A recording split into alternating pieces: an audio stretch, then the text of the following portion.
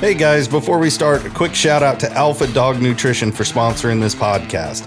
Alpha Dog products are now available at dusupply.com, and you can use code ALPHADOG15 at checkout for 15% off and a credit for free shipping to try it yourself. Now let's get you to your podcast.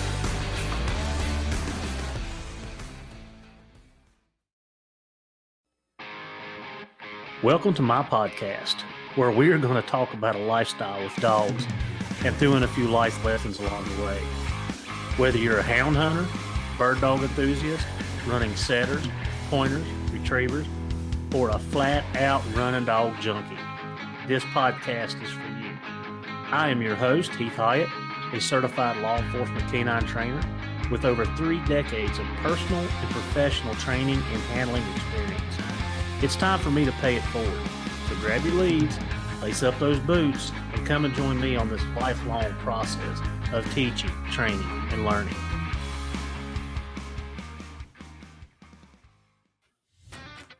Are you looking to unlock your dog's full potential and give them the best nutrition possible for peak performance? Then look no further. Inukshuk has what you're looking for.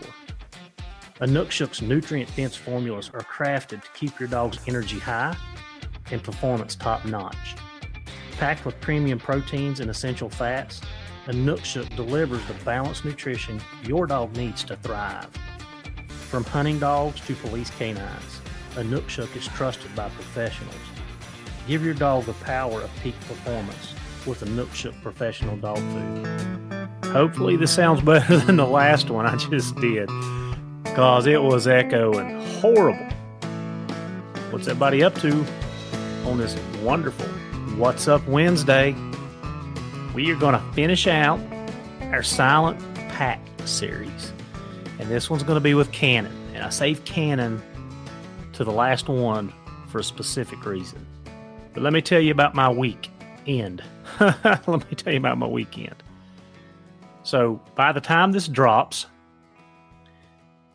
it will be the 20.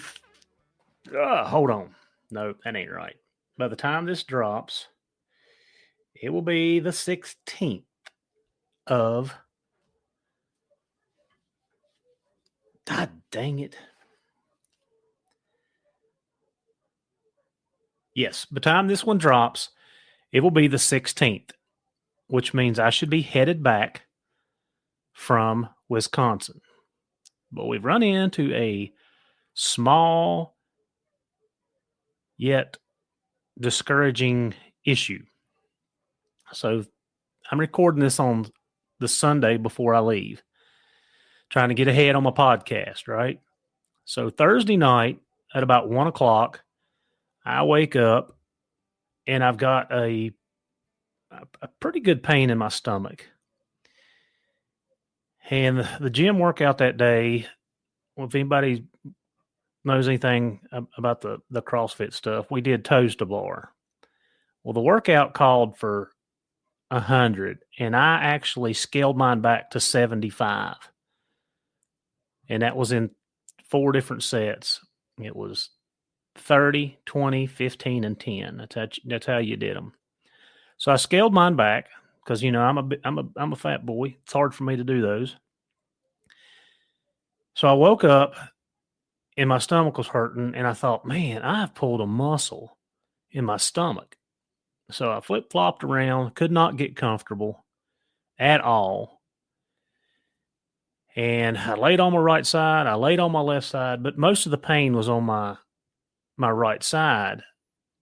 And I'm like, well, how did I pull the muscle on that side and not the other side? So I got up, took some ibuprofen, laid back down. And I think it was the more I thought about it, the more it was hurting. And never could get comfortable. So after 30, 45 minutes, I was like, I'm going to get up and I'm going to go sit in a chair in the living room, see if that helped. So I did that. Still couldn't get comfortable. And I decided to pick up the old iPad and started Googling, like, let's look at our appendix and our gallbladder. So lo and behold, all the symptoms for your gallbladder issues, I was showing. I was sweating. I couldn't get comfortable. The pain was in the upper right abdominal part of my stomach, which is right under the rib cage. And it was getting worse. Like at that point in time, I literally felt like I was going to throw up. So I go back in the bedroom, I get Chelsea up, and I'm like, I don't want to do this, but I think I'm going to have to go to the ER. And she's like, what's going on? I tell her, and she knows I don't like doctors. I don't like to take medicine. You know, I'm really, really old school on that stuff. I mean, you just fight through the pain. Well, I mean, I could not take it. So I went back in the bathroom to throw up, and I couldn't. So we load up and we take the literally 8-mile drive to the ER, which is, they put it up here at the exit. And it felt like it took her 30 minutes. And of course, it's 2 o'clock, 2:30 in the morning at this point in time. And I'm like, she's watching for deer. And like, I'm like, just get to the hospital. Just get to the hospital. So we get to the hospital. And by this time, I'm like pale. I'm slumped over. I can't straighten out. It hurts so bad. Long story short, they did a CT scan on me. There was no infection. It wasn't swollen. They had to give me quite a bit of pain medication to keep me from trying to throw up. They give me Zofran, and that didn't work. They give me some type of pain medication. That didn't work. And they ended up shooting me up with some Dilaudid, which that did work, and it helped. So they got the pain kicked, and they set me up with an appointment the next day at the hospital for an ultrasound. So I had to go to the hospital the next day, Friday, and get an ultrasound done. And they said that I had several gallstones. It was actually blocking the bile duct of that. I know it probably sounds gross, but it is what it is. So I am waiting to talk to a surgeon tomorrow. Since it's non-emergent right now, all my blood work was good. Everything was good. But since I've got to talk to a surgeon tomorrow, and it will determine whether I'm going to Wisconsin or not. And hopefully I do get to, so we can give you some, you know, some good stuff, right? Some videos and maybe a podcast or two. But it's in limbo at this point. So the next podcast after this one, we will keep you updated, and let's just hope we can work through it. I have literally not eaten hardly anything since Thursday night. Anything with fat in it for sure. I've been very limited on what I've eaten just to keep from it reoccurring, because I will say I feel like my pain tolerance is pretty high, and it was causing me to bend over and want to hurl. So it was pretty tough. But that's that. So let's see what happens, and let's just cross our fingers and hope for the best, and hope it doesn't reoccur and they can get this thing out. I guess it's going to change my eating habits a little bit, which is I like to eat. Food's one of my things. I like food. I like good food. But I mean, you know, it is what it is. So, all right. So we're going to talk about Canon. So two mistakes I made was not breeding Smokey or Sam, and I didn't. And I regret that. I would have liked to, I should have, you know, back then, a lot of stuff in life was going on. Sam ended up, like I said, the last episode, Sam, you know, he left here a little early, but I wished I would have bred those dogs to see what they were produced. Both of them were bred really good. Sam was actually a registered dog, and I just didn't. And you know, you always think about the what ifs and what could have been, but I don't know because I didn't do it. But Cannon, on the other hand, I did breed Cannon, and Cannon is actually still in some of my dogs that I'm hunting today. So let me just give you a little rundown on Cannon's pedigree. Okay. So Cannon was a registered walker dog. He was out of a Grand Night champion of mine. On his papers, he was Creekside, Pine Creek Rock, and Pine Creek because he was out of Pine Creek Candy. And he was out of Kitty. And Kitty was a dog that I had gotten years ago. Well, yeah, a long time ago. And she was actually the mother to Frosty. Kitty was. That's what they bred for home or two to get Frosty and AR. And of course, AR was Ring's dad. So that goes back in my lineage. Kitty goes back in my lineage on both sides. But just to give you a short rundown on and I'll tell you the story about the Rock dog that I had. We didn't call him Rock. That was his papers. My dad ended up calling this dog Pooh. So we called him Pooh. And it's because he kept pooping in the garage. Dad got mad at me because I was keeping him in the garage when he was a puppy. And he said, so you got to do something with that dog. You got to get him out of here. So anyway, we called him Pooh, and that's what he always was called by.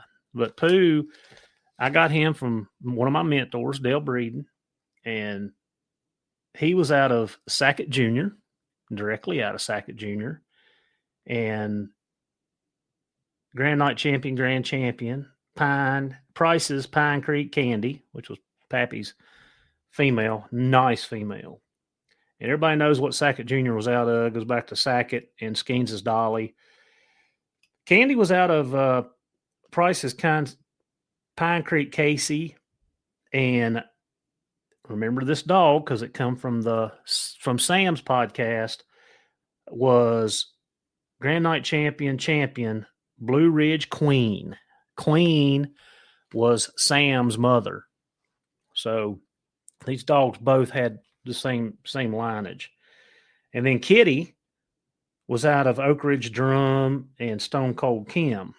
But we go back to Kitty, and she was out of Grand Night Champion, Thornton's Oak Ridge Hank, and Night Champion, Nestor's Oak Ridge Julie, Grand Night Champion, 7 Mile Lane. And I don't know which one, if it was 7 Mile Lane or Julie, but one of those dogs was out of World Champion, Finley River Nighthawk. So I don't have the papers back far enough to trace that back, but I'm pretty sure it was 7 Mile Lane. And then Grand Champions, Stony Creek Cindy. So that was Cannon's pedigree. I bred Cannon. Well, I got to tell you the story on this. So at this point in time, I had given Kitty to a nice gentleman by the name of John Cox. And he lived over in Kellyville. John come to all the hunts. We got to be really good friends. He used to take me hunting. He took me into good spots that he had over in West Virginia. And we hunted a lot. And I was hunting Kitty at the time. And I can't remember the other dog that I was hunting with her. But John really liked Kitty. And he always was bragging on her and, just raving about her. And Kitty was a nice bear. Well, let me rephrase that. Let me just say, Kitty would run and tree a bear. But if that bear turned on the ground, she'd book it back to the truck. And that's how I ended up with her. The guy that owned her didn't like her, so he gave her to me. And I hunted her for several years. But you knew if you had a bear on the ground, she just wasn't going to stick it.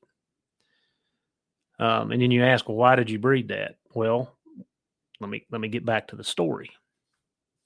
So I give Kitty to John. I strictly took her away from bear hunting and started coon hunting her. And she was a nice coon dog, a really nice coon dog.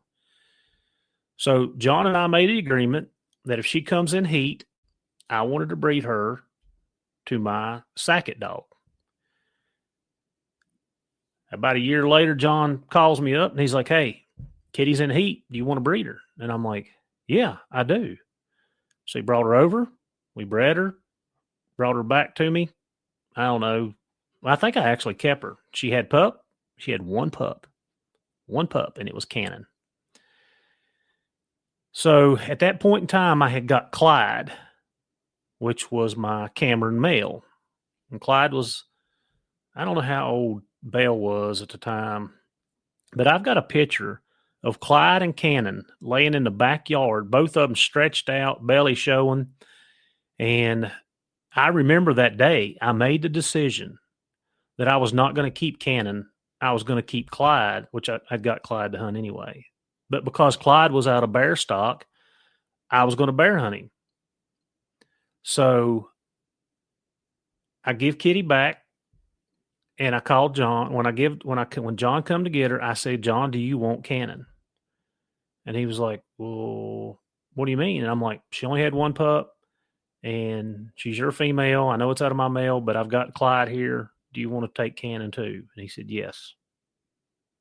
So he took Cannon and Kitty back with him. 4 years later, my dad calls me and says, hey, I got a dog here belongs to you. And I'm like, you don't have no dogs belong to me. He's like, yeah. He said, a man by the name of John Cox just dropped this dog off at our house. He knew where my dad lived, but I'd moved to take my first job with the law enforcement, so I didn't live in town. So I'm like, okay. So I go to my dad's, and sure enough, he dropped Cannon off with his papers. And he said, Heath, he said, I've been sick. He told my dad, he said he's been sick and he couldn't hunt. He wanted to keep Kitty. Kitty was old, getting older. And he said he wanted me to have Cannon back. And I'm telling you, a lot of people don't do that stuff anymore. Man, give me his word. He said, when she comes in heat, I'll call you. I didn't ask him to give me that dog back, but he felt like I should have him back because I was the one that bred him.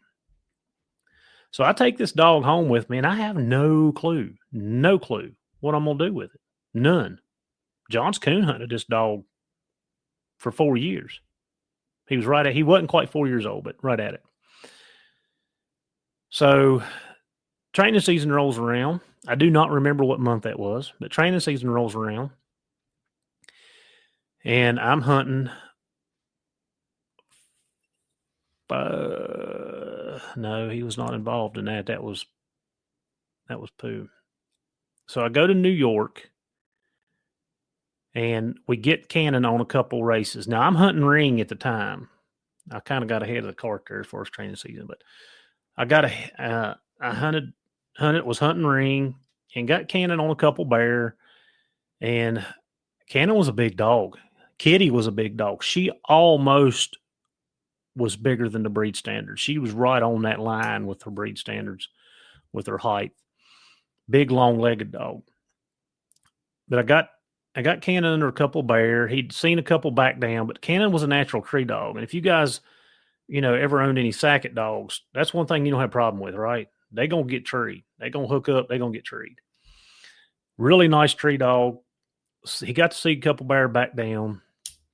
Training season rolls around, and he's making races like he's always where he's supposed to be. And I really am not paying attention to this at the time. Like, you remember what I said? That's the dogs I had, so I took them hunting. That's what I did. So Cannon was another dog that I would leave in New York, and we'll start with Rodney.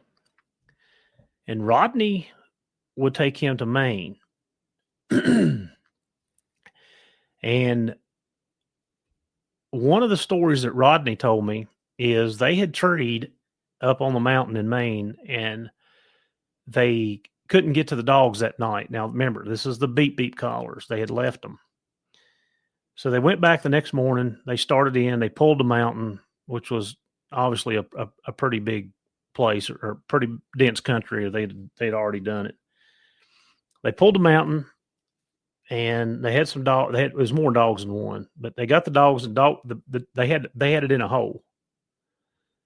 And so they tied the dogs back, and Cannon's not there. Of course, if you're using the beep beeps, you're not just pulling it. It ain't like the Garmin. You ain't just pulling it up and looking at it and pull it up and looking at it. Like, you got to get it out, unfold it, turn it on, depending on what kind you carried. But so they pull the dogs back.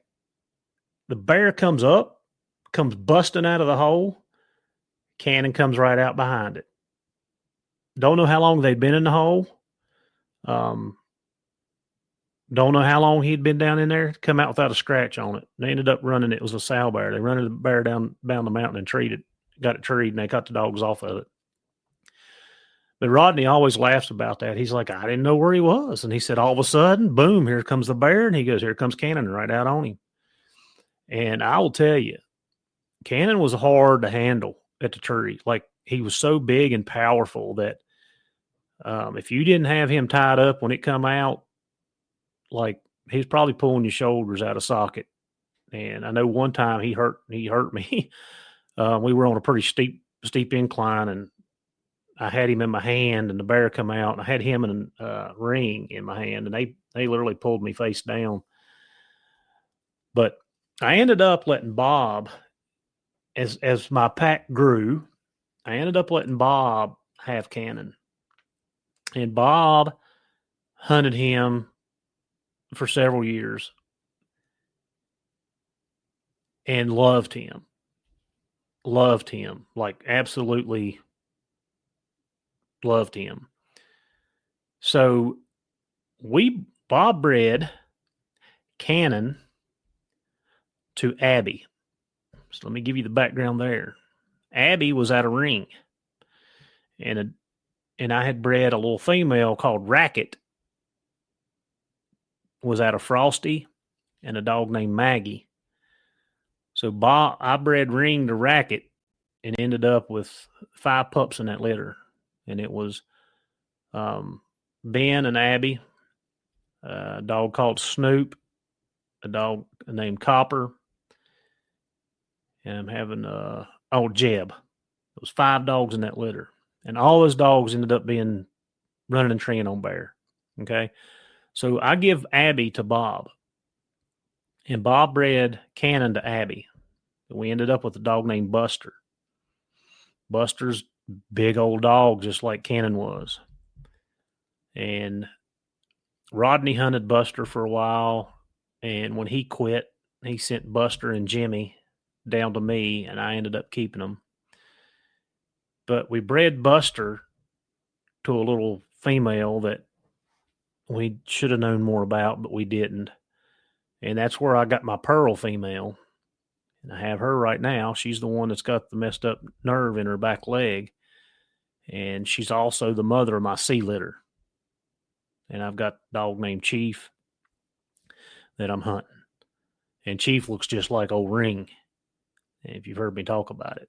So Cannon was some of that foundation. And Cannon was another dog. And I thought about this before I started recording. Like, I caught a couple bear with him by himself. I can't say that it was a pile of them like Sam. Sam was, out of the 3 dogs, Smokey, Sam, and Cannon, more bear by themselves with Sam than the other 2. But they treed handfuls of bear by themselves. But Sam kind of stood out on that because, like I told you, he was always, if he was split off from the other dogs, you better go find him because he's hooked up on one. So Cannon was a very good dog, and still comes back to the bloodline that I've got 2 dogs on my lot right now that, that go back to him and go back to Frosty and Ring and Pooh, my Sackett dog. And I would have loved to have a couple more of those Sam and Smokey and Cannons. Like, they're dogs that you just always overlook, that are consistent, that are quiet, and they're always doing what they're supposed to be doing.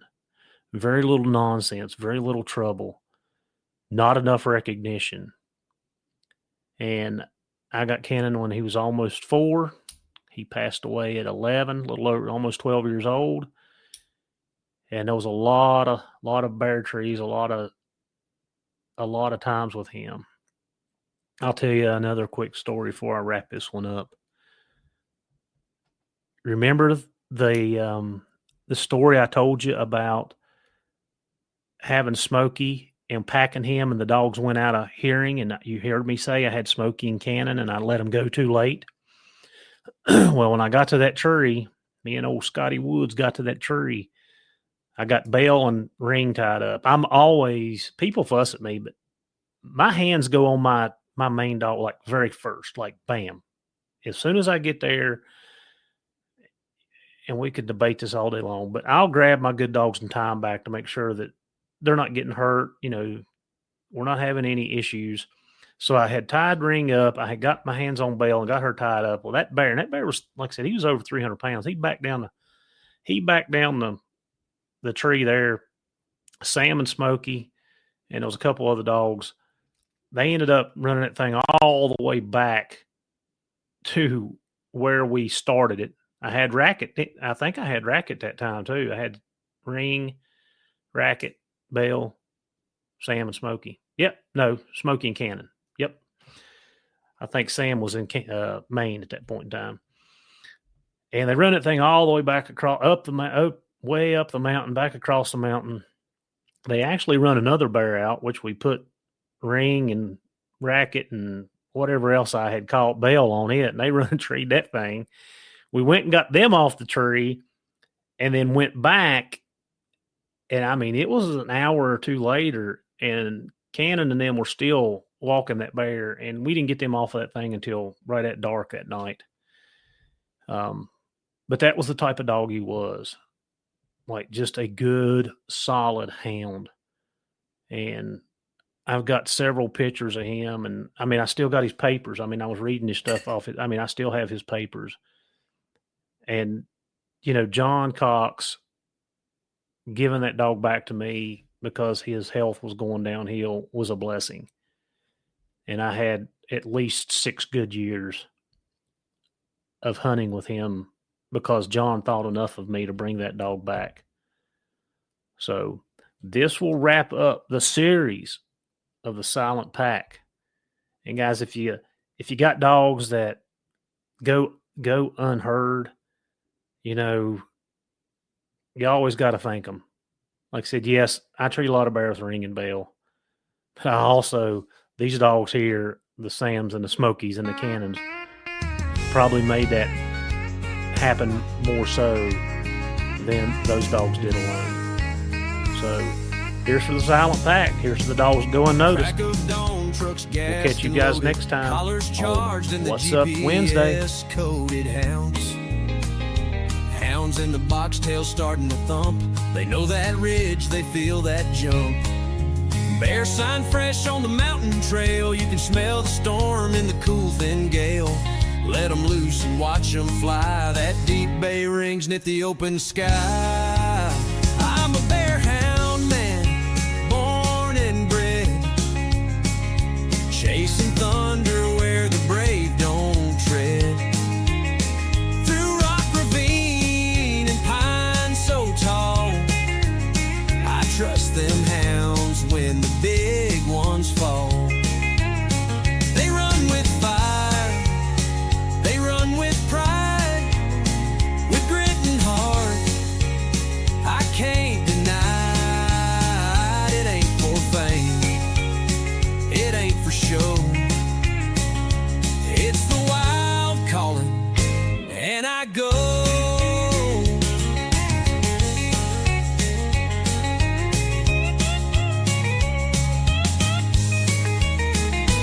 Paws hit dirt where the claw marks stay. Old boar's moving and he won't play. Young dog's learning, old dog leads. Running with purpose, not just speed. Treetops shaking and the chase gets tight. You thank the Lord when they tree it right. One long howl from your cold-nosed crew. You know they earned it every boot step too. I'm a bear hound man, born and bred, chasing thunder where the brave don't tread. Through rock ravine and pine so tall, I trust them hounds when the big ones fall. They run with fire, they run with pride, with grit and heart. I can't deny it ain't for fame, it ain't for show. It's the wild calling, and I go. Folks don't get it, but that's alright. It ain't their soul that howls at night. It's generations in each stride, and I'll pass it down with hounds that sigh. I'm a bear hound man, born and bred, carving legends where few have led. Through brush and snow, through heat and rain, that old bear trail runs in my veins. So here's to the pack who run the sound, standing firm when the bear turns round. We live out loud, we live full grown, in the high wild woods, we're home. Yeah, we're home, where the black bear runs and the hound dogs roam. I'm a bear hound.